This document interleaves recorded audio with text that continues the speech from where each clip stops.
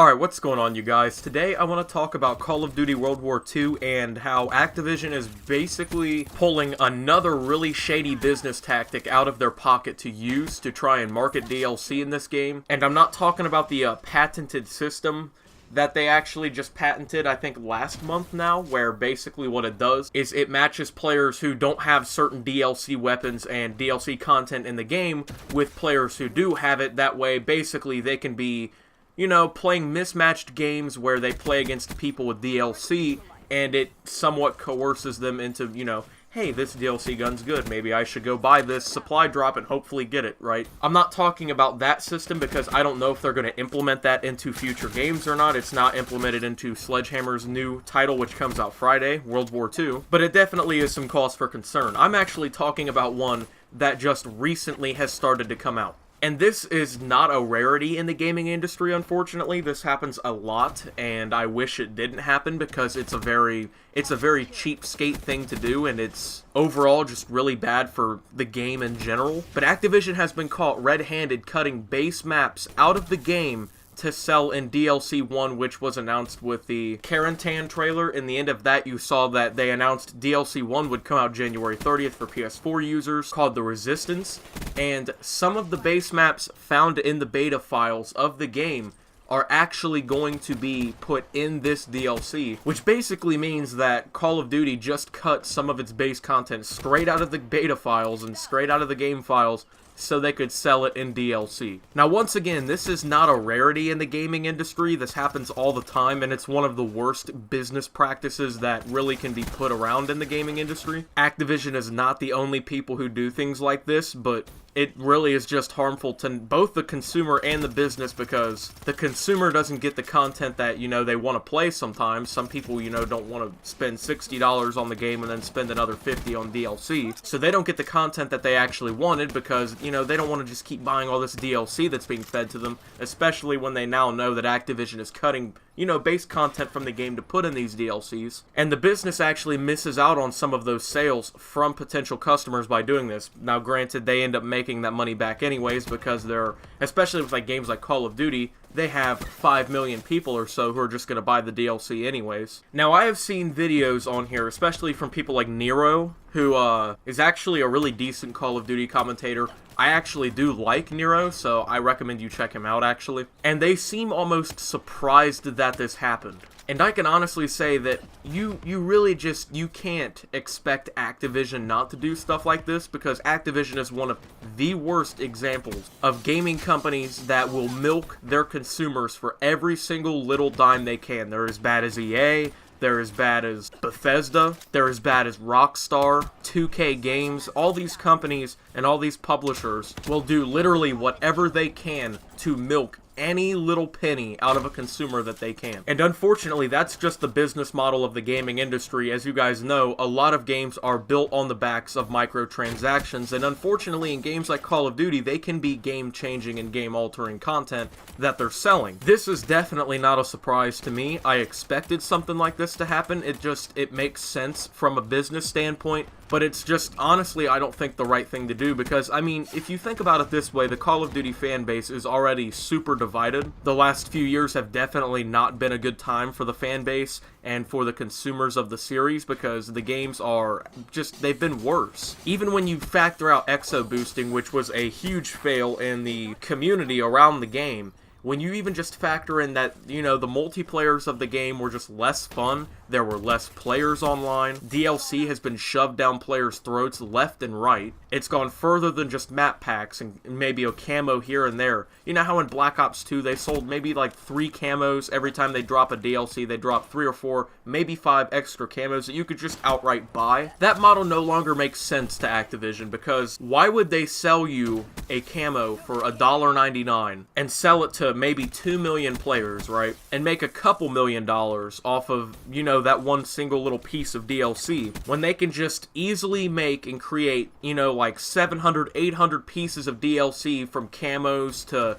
you know, maybe different uniforms for your soldier, and different attachment looks for the weapons, and they can bundle those into these crates that you earn through playing the game, or you can just outright buy. That gives you a very small percentage of a chance to get what you're actually wanting, and it drives people, especially people like these YouTubers here, like, you know, T-Mart and stuff like that, to buy, you know, $500 in supply drops and possibly get what they're wanting, or not get what they're wanting at all, and then be encouraged to spend more money trying to get these camos and pieces of DLC. You know, why would they make a couple $1,000,000 selling one single camo when they can sell you 700 pieces of DLC in crates and make, you know, $3.4 billion in the year 2016 off of these DLC boxes? And that's when I have a huge issue with things like this. This little DLC plan, as people like Nero have called it, where they've cut base content from the game to sell in DLC, is not a new concept, and it's been happening ever since supply drops have been in the game, let's be honest.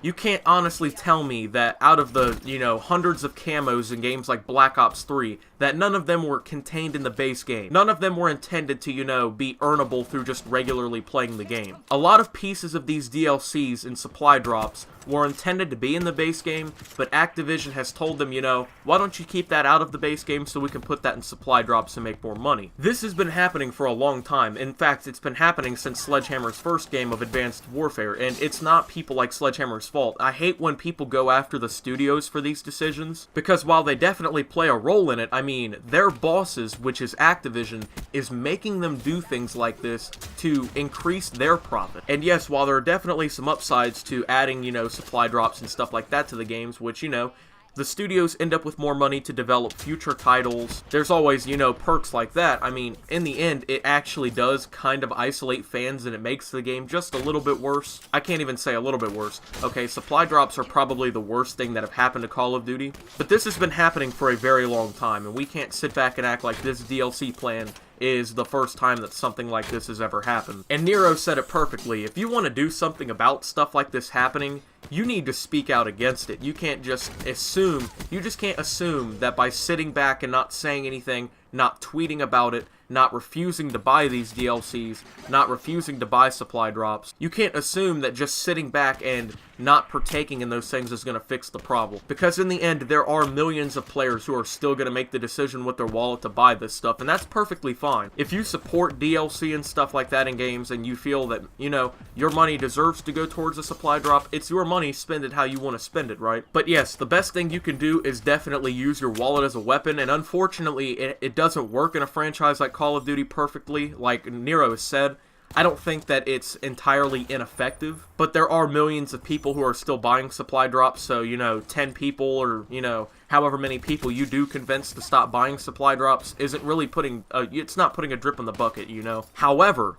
if more YouTubers, if more influencers on social media and people like that spoke out against these kind of practices, and people started speaking against these things with their wallets, it's going to scare the shareholder, it's going to scare the people up at the top of Activision, it's going to scare the people who are, you know, in general creating these practices and these, you know, really scummy things. The moment that their shareholders are afraid that the fan base is starting to isolate itself away from the game, or that they're starting to look elsewhere and buy other games, or that they're not in general buying something that's, you know, making a lot of income, they're definitely just going to go up to Activision like, you know, you guys are definitely introducing these business tactics that are isolating fans from the game. But when you speak with your wallet in that way, and you can get all these influencers and YouTubers to speak out against it, and let's be honest, YouTubers and Twitch streamers, people like that, are the #1 influencers for games like Call of Duty. A single supply drop video that gets 500,000 views can influence at least 10,000 people, or so. You know, that's just a fraction of the viewers. It can influence thousands of people to buy supply drops, because the way a lot of people see it is,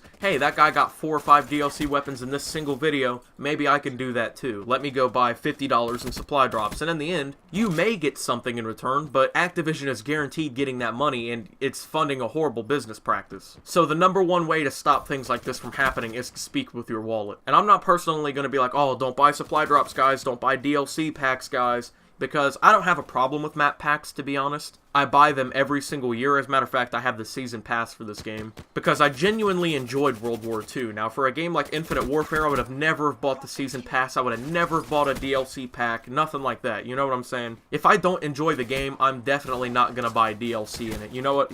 I guess you guys understand what I'm saying, right? So the way that I stand on it personally is that if I actually really enjoy the game, I will support it financially. But with a game like Call of Duty, I used to buy supply drops, but then I realized, you know, what really is the point in me doing this? This isn't worth my time, I'm not getting much in return, and I'm funneling money into a company that already makes billions of dollars year in and year out. It's not like an indie game where if you're buying some microtransactions, you're actually really helping the developers out, and you're really making sure that people go home with a nice meal every night, and you make sure that their family has a roof over their head. You know, it's not like that. In this situation, these people are still making hundreds of thousands of dollars every single year, regardless if you buy those supply drops or not. You're barely getting really anything in return because, in the end, the weapons are usually outdated within a month or two after the next set of DLC weapons rolls out. Or you're not even getting those DLC weapons that you wanted because there's hundreds of DLC pieces in the supply drop pool for you to pull from, so you're not even guaranteed getting anything, so